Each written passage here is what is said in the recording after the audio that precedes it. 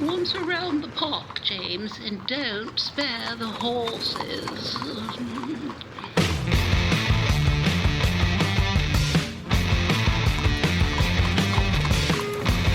Well, there we go. We're finally into December and looking straight down the barrel at Christmas, a few weeks away. And that means that we're drawing to an end or nearing an end for the sitting of the legislature, and we're already making the turn. I guess yesterday, as we record this, would be the 6 months out from Election Day here in Ontario. So welcome into On the Ledge. I'm Dave Trafford, along with John Wright, Keith Leslie, and Sabrina Nanji is here from the Queen's Park Observer. And, you know, it's kind of interesting to me, Sabrina, that we begin to mark that day as if it was meaningful, i.e. 6 months to the election campaign. We've been talking about this election campaign since Labor Day. Yeah, and I don't think anything's going to let up anytime soon. It seems like we've been in campaign mode for a while.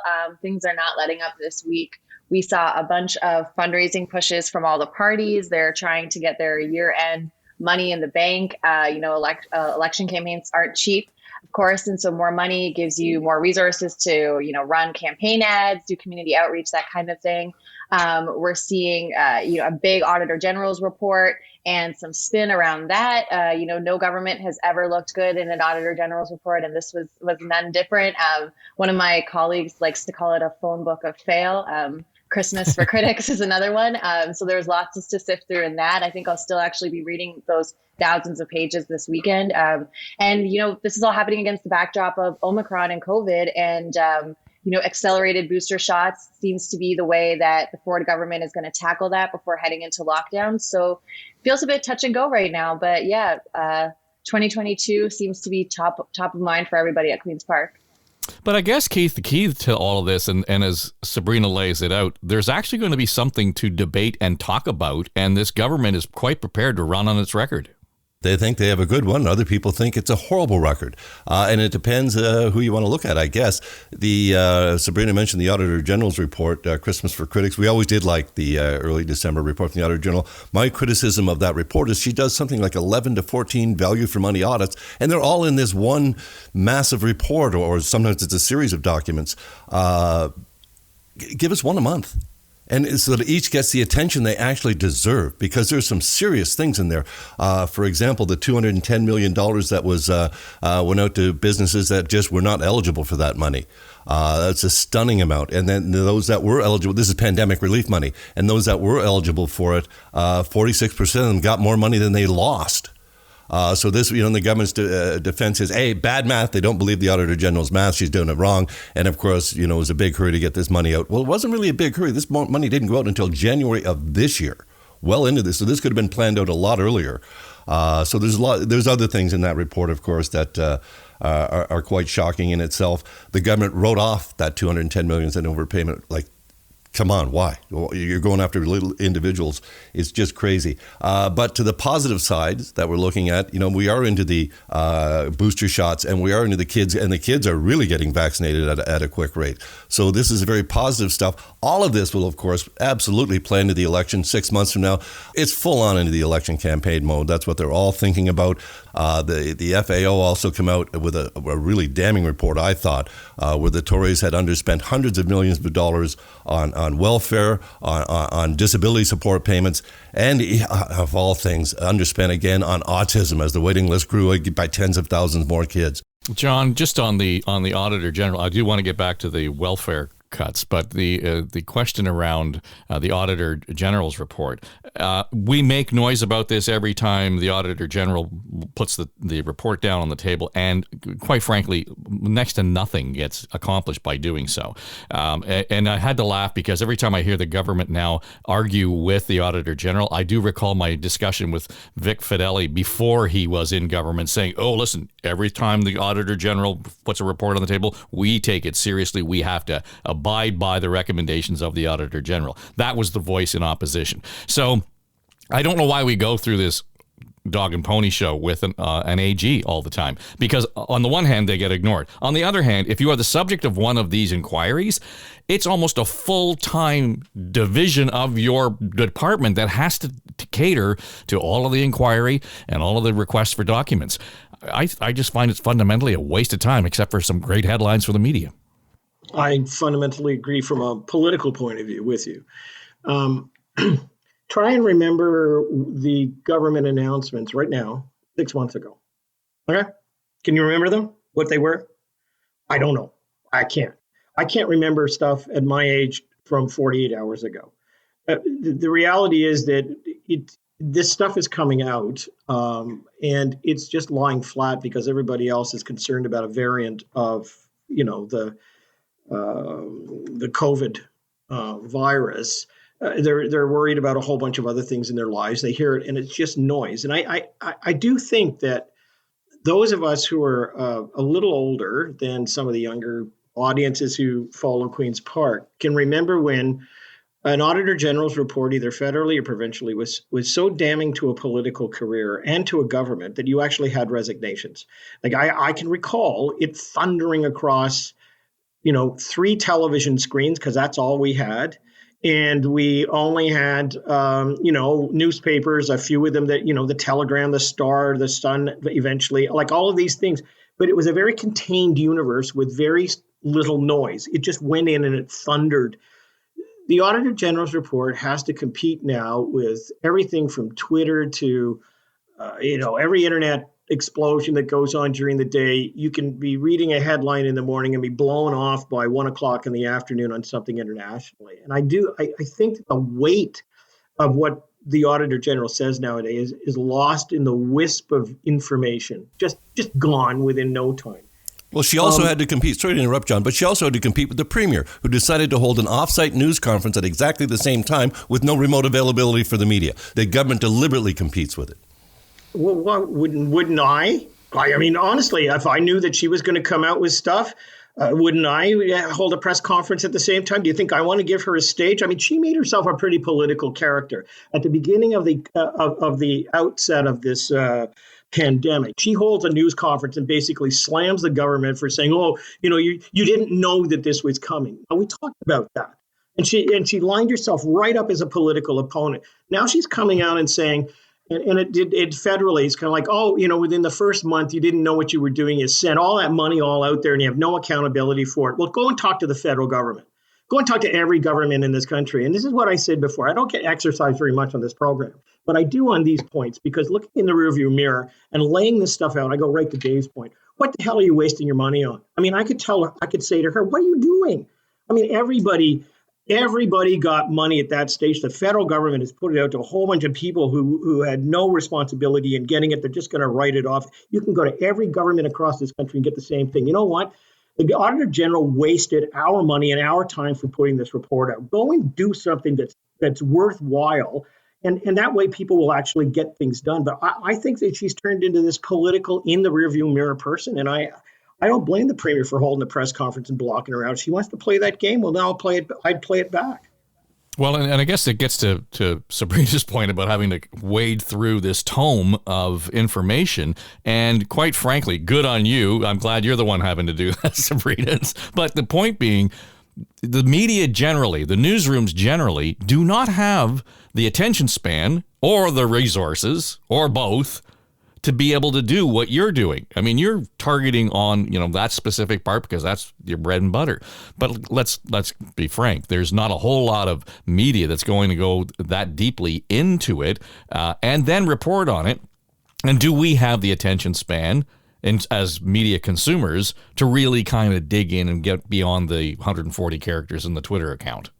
I'm planning to read this thing, at my leisure over the weekend, and hopefully, find some news out there. I don't know how many folks are willing to spend their weekends like that these days, but no, I think you guys are right. But also, I do think these reports are important. The Auditor General has access to stuff that we as journalists don't have, the public doesn't have. She can interview the bureaucrats, the people who are behind the scenes and really know, how these decisions are being made. And it's not her job to be partisan. So I actually find that she presents this stuff in a really kind of flat and boring way. And it makes it harder for us reporters to find the big splashy headline. And they do kind of all, I know the lockups are virtual now, and so they're not quite the same. But one thing that I liked being in the lockup, the media lockup, to get these reports is that, you could go talk to your colleagues, oh, what did you find interesting in this? What's standing out to you? Because there is just so much information. And it did seem like everyone kind of jumped on the headline with the small business grants, but that also just kind of allowed the Ford government to spin that in their way, saying 210 million is, a small drop in the bucket, in the grand scheme of things, that the relief that these businesses needed, that, a bit of fraud and some bad actors are always going to be part of this.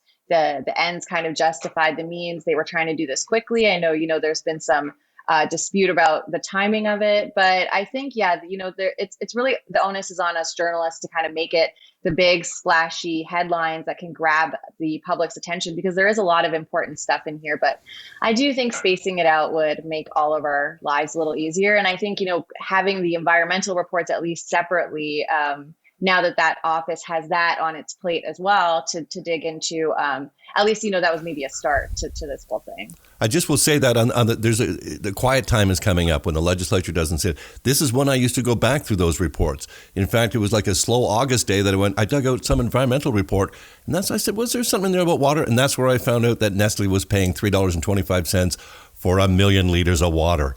And I wrote a series of stories, and all of a sudden they at least had to pay $503.75 for that 1 million liters of water. That was in some report that it was just sitting on my desk. One that the day it came out, we didn't see that in there. We didn't know. It triggered in my mind, but it just didn't sit. I went back. So there's a time. There's so much in that Auditor General's report. There's time to come up. And again, we're into that time over the Christmas period where our editors were always asking us for stand-up stories. This is great stuff. It's not breaking news, but you can make news with it when you pull stuff out of there. Go for it, Sabrina. Dig in. Yeah, Keith, you were brilliant on that story. I remember it very clearly. And you're absolutely right. If you want to put a poll out that gets thunderous coverage during any time of the year, it's between about December the 27th and January the 2nd. I mean, just put it just goes everywhere. But to that point, last year, when we went into that period, the government was absent. If you recall, I mean, we had some COVID issues that snuck up on us. And right now we're having those COVID issues sneaking up as we're over that magic number of 1,000. But the government was not on watch. And for about 3 to 4 days, they were away and they couldn't respond to what was going on. And then we couldn't get the Christmas. Remember that? Like, we just couldn't get Rod Phillips was right out of the picture. Well, seriously. But that didn't show up for a little while. At least he got a bit of a chance. But it'll be interesting to see this Christmas. I mean, we've got a different chief doctor who's looking after us. We got a different situation, but we have a variant, which we don't. The funny thing with the variant, I mean, we hear about this and there's shields up. I think it's I think it is a fundamental moment in digital kind of information around the world. It's the one thing where a doctor makes a presentation or simply says something in South Africa, and within about an hour, shields up are around the world. Like, bang, bang, bang, bang, bang, every country, boom, boom, boom, boom, boom. You can't come in, you can't do, like, everything is acted upon very, very quickly. The fact of the matter is we have a variant of concern, but we don't know what it does. I just want to stop you there for a second, just because here's where I'm just infuriated. A week ago, we knew when we were recording this that the Omicron variant was out there. We already knew this. We knew that within days that there were cases in Canada, that in fact there were 4 cases in Ottawa. So Monday morning, we're having the session with Kieran Moore, and he is there in front of the media in the gallery. He spits out whatever it was he was going to tell us. I listened to, and I went back and because I thought I must have missed something. I listened to the entire Q&A. Not one reporter asked the question whether or not they were vaccinated. What was the vaccine status of these people who tested positive? That would have clarified a whole lot. Were they Canadian citizens? Were they foreign nationals? Nobody asked the question. How did they get from Montreal to Ottawa? Nobody asked the question. Good on Randy Rath at CH for saying, okay, clarify how did they make entry into Canada? And they said, was it Pearson? No, it was Montreal. So we learned something from that question. And the CBC said, are you monitoring other cases, possible cases? Good question. The rest of them, they all were down the road worrying about whether or not we were going to close restaurants in freaking March. I mean, seriously, people. You know, I get back to this whole point about whether or not we've got the resources or the attention span. And you're right, Sabrina. It's the media's job. It's our job to do this stuff. But good God, can we get to the point of making sure that we hold Kieran Moore to account on questions like that? We let him right off the hook on that. And it would have solved a lot of the questions that John has already posed. Rant done. Yeah, I mean, I think you're right. And, later on in the week, we did get a little bit more out of him. Not much answers, though, I should say at this point. And obviously, I guess, they're like on vaccine, efficacy and this new variant, of course. I actually don't think we're going to see lockdowns anytime soon. It seems like already they've already accelerated the boosters. They're pushing the vaccine side of things. And we're talking about the campaign. This is all happening. We don't usually get the premier's itinerary. We just kind of follow what he's doing on social media. And if you've been paying attention to his Twitter lately, he's been doing a lot of community outreach. He was at a menorah lighting ceremony at the Israeli consulate. He was with the Filipino community in the 905. He's doing a lot of outreach, and obviously a lockdown is going to throw a big wrench in that. The premier loves to campaign. I'm sure there would be a Ford Fest every weekend if it was up to him.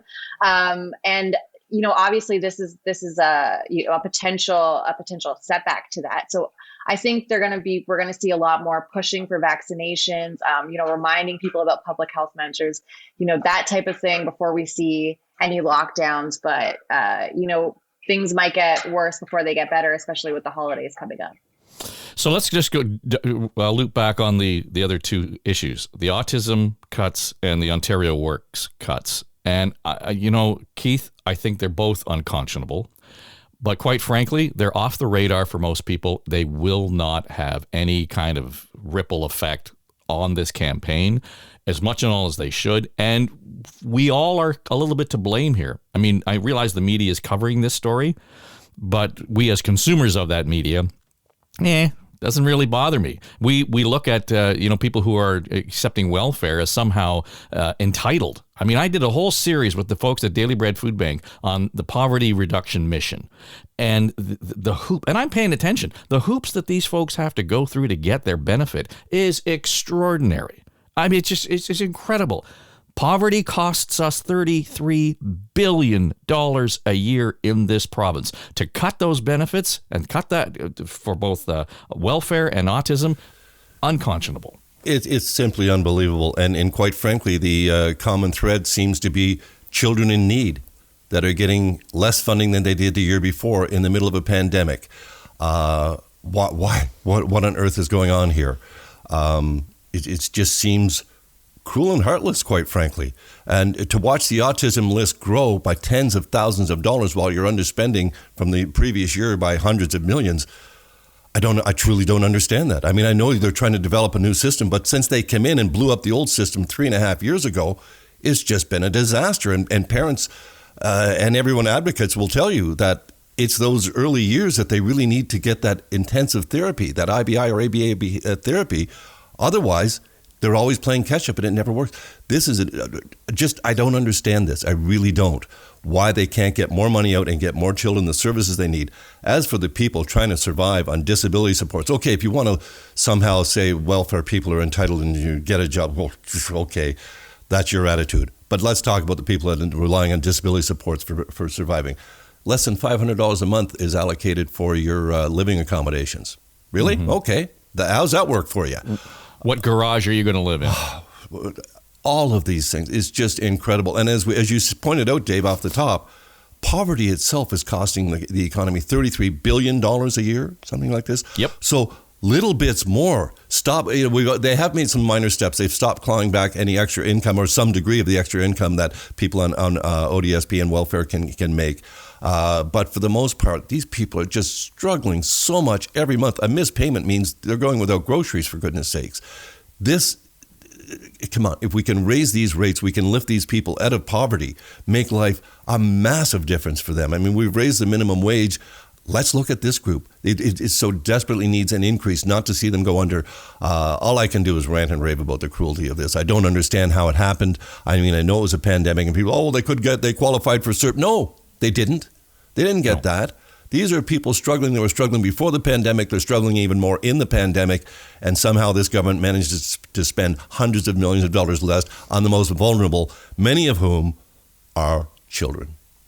Well, just to put a bow on this, John, I talked to our friends at Daily Bread. Neil Hetherington's the CEO over there, and they issued their Who is Hungry report about a week and a half ago. 1.45 million visits to the Daily Bread food bank alone. That's it. Alone. And he says for the first time ever, we have more new clients at the food bank than we had current clients. So we're just outdistancing the demand. And to Keith's point, this is exactly the symptom. This is what we have seen during the pandemic. We have seen this rise in people who are on the verge of poverty. And at that point, we're starting to claw back and cut on the resources. Yeah, and I share that perspective because of the polling that I do every month. There's a tracker that I do that I don't release that no one's actually seen, and one of the questions is an agree-disagree statement, and it's talking about in the next 60 days, will you have enough food to put on the table? Will you be able to keep a roof over your head? And those numbers are climbing, and there's certain metrics in it that I look at. They're climbing as in no. Right, that's correct, the answer you're getting? Yeah. That they can't do it, and it's been steady recently. So it's a real issue. I also wanted to suggest as well, I mean, this is what you would call the Ford government's left flank. I mean, number one, you're going into an election campaign. You've already got your messages done. They know exactly what they're going to be doing, and it's going to be hard to add things into that. I mean, if you've got talking points and somebody ends up sending you a message on this, you deflect and pivot and move to something else. I mean, it's all about the communications as opposed to the substance. However, there is something that when you go into election campaigns, you want to cover that flank. You want to do some things so that you can actually deflect some of those issues, and they should be substantive. I mean, it shouldn't all be political. So there's that, but there's also a case, like I heard the other day. I mean, OSAP's another case. Here we have a whole bunch of students who are carrying huge debt loads out in the province. And in fact, what they do now is they just defer the interest payments, right? Like just kind of like you don't have to pay and all that. Why? Because you have a whole bunch of students who are earning $24 an hour, who are carrying $17,000 to $20,000 worth of debt that they can't repay. And it just goes month to month to month. And they're carrying this huge burden over their heads. They can't apply for housing. They can't get through on a whole bunch of other areas. Like the story that somebody told me the other day about this, I had to really stop and think about it. It's not that much. It's like 20 grand. And they're trying to get their first house. They can't get it. They can't get a whole bunch of other things too. And they're trying to struggle. And you kind of go, this is the sort of thing where the government could dismiss it. I know that there will be critics and, of me for saying this.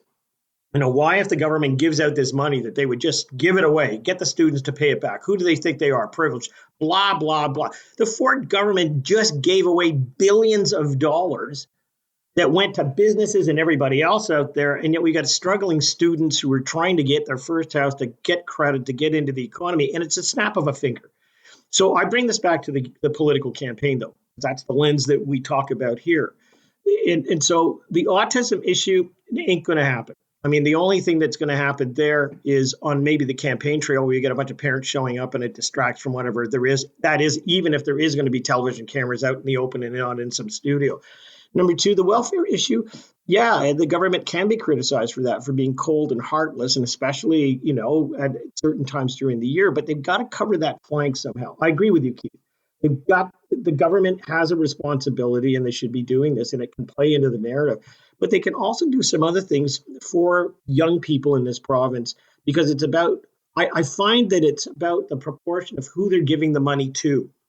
If all you're going to do is give it to businesses and do it in that way, but you're not going to look after the other people on your left flank, well, then that's an element of a campaign criticism that says you just look after your friends. You just care about the machinery, but not about the people. You see what I mean? Like so you've got to cover that flank now and bring it with you, as opposed to taking the flack later on. Just want to wrap up on this before we have to go, but Sabrina, get your take on the hospital announcement this week, this super hospital that they're going to build in Mississauga, and they're going to expand one or build a new one in Etobicoke. All sounds great. We're adding all these new beds to the system. It begs the question, and I don't know, it may have been asked, but I didn't see the answer. How do we deal with the capacity for staffing these things when we're already facing shortages for nurses and frontline healthcare workers? It's great that we're going to have 500 new beds, but that means that many more people. Was there anything in that announcement that sort of addressed that need?